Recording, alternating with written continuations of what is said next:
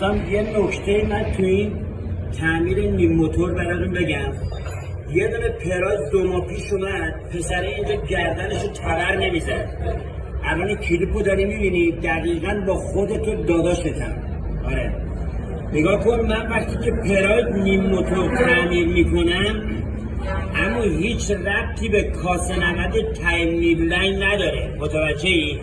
نیم موتور وقتی که تعمیر میشه اگر روغن ریزی از دور کارتر باشه من نوکرتم اصلا برای انجام میدم، ولی وقتی من موتور رو جمع کردم رفتی ته کاسه نمد تایم‌لیبلین که روغن ریزی افتاده، اما به کار من ربطی نداره که.